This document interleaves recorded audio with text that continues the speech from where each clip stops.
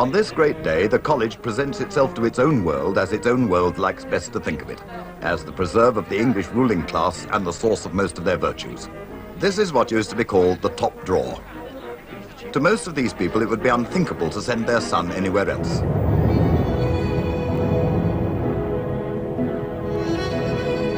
When Eton opened its doors to the cameras for the first time in 1964, corporal punishment was still central to the school's ethos. The ultimate sanctions of this society are, of course, punishments of one sort or another.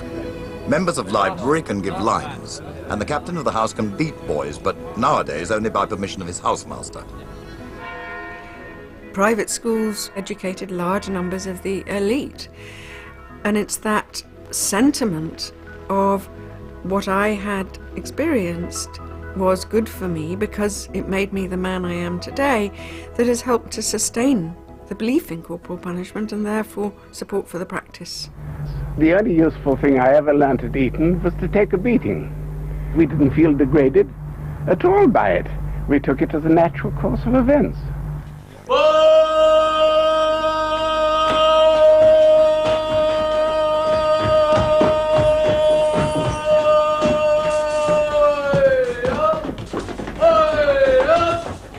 At Eton, as in the rest of society, corporal punishment went hand in hand with a strict hierarchy. Tins of peaches and a pound of sugar, please.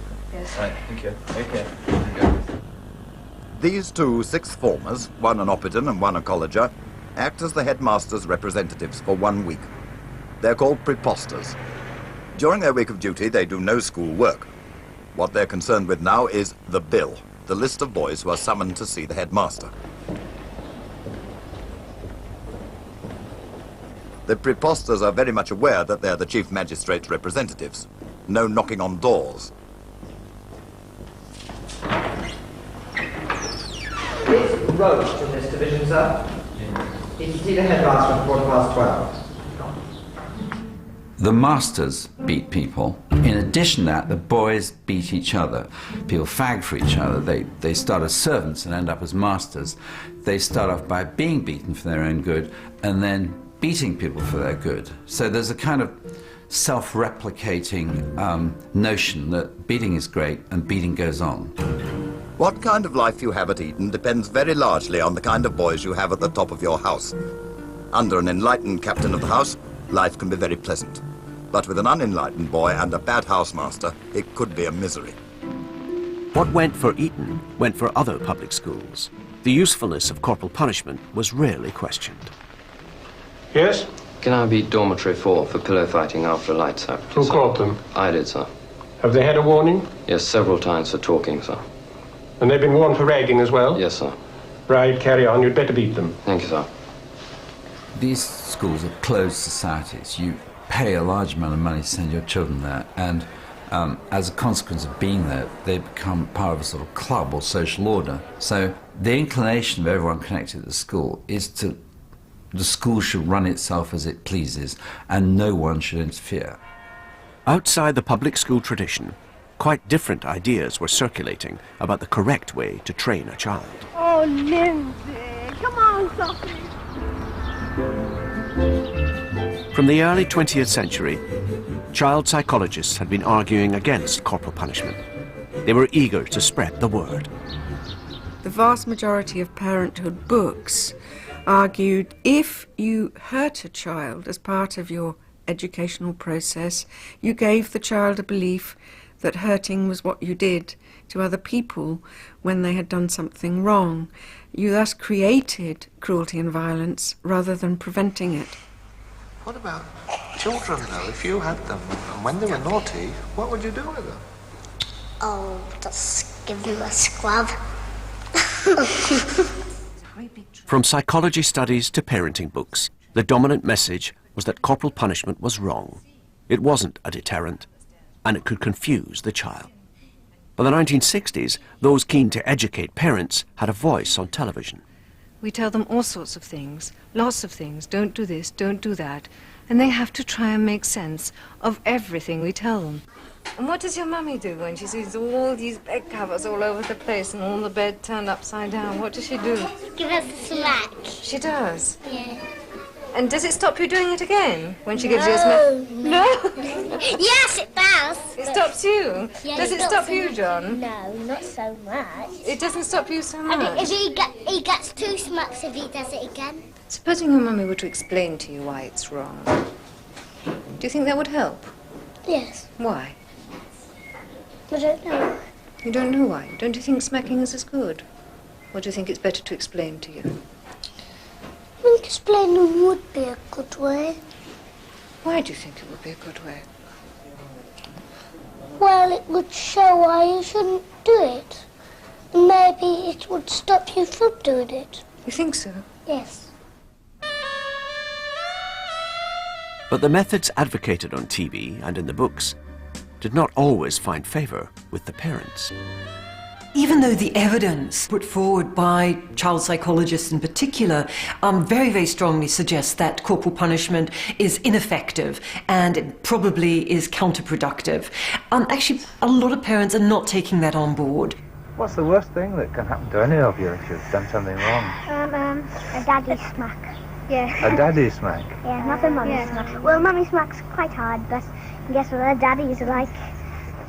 There's this hostility or anxiety about, well, who are they to tell me what to do? This is the way my mother did it. This is the way my father did it. That this is passed down through the generations, and somehow these child psychologists are intervening into the domestic sphere in a way that they do not have the right to do. John, take it back. Now, please. John, I shall smoke you. John Ladbury and his wife have 4 young children, beat the children when they misbehave. Children, it's bath time. All right. Caning is an effective deterrent. The gentle approach, they believe, is a useless one. But do the Ladburys admit to being the strictest? Oh, I think so. Yes, we are very strict. In as much as, well, I should think we come under the heading of the older discipline. Oh, I don't know. Well, we do use the cane. Oh, yes, indeed. We do cane them. Yes. For what sort of thing? Well, when they get to hooliganism is a thing we can't tolerate. I mean, when they start leaping about on the furniture and that sort of thing, I mean, we'll warn them several times, and if they continue, we'll then bend over and we cane them. How hard do you cane them? Well, it stings, but you know, it's not. You know, it hurts me a little bit more than it does them, I'm sure. But they have a little weep, and then they're quiet, and they sleep, and next morning it's all forgotten. Are you sure it's all forgotten the next morning?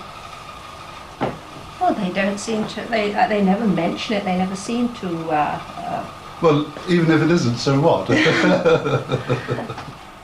Mother and father are the head of the household. What right do these outsiders have to come and tell us what we should be doing within our 4 walls? Is there anything your mummy and daddy do that you don't like? Yes, something what I really don't like, when they smack me. Naughty boy. Corporal punishment remained such a normal part of life that in popular culture it took on a distinctly humorous flavour. In its comic representations, corporal punishment is kind of the risk that a high-spirited boy runs.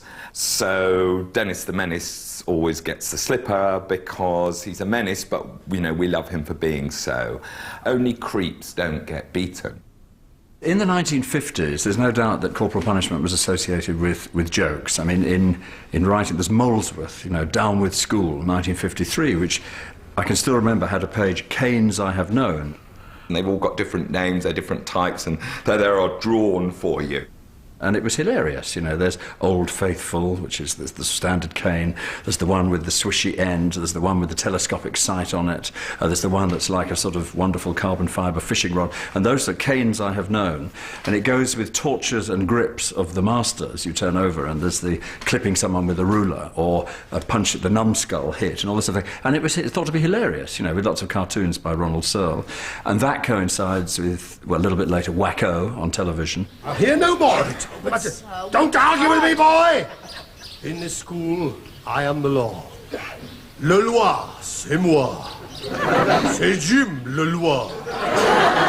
Yes, and I am not only the judge, I'm also the jury. And I'll tell you something else I am.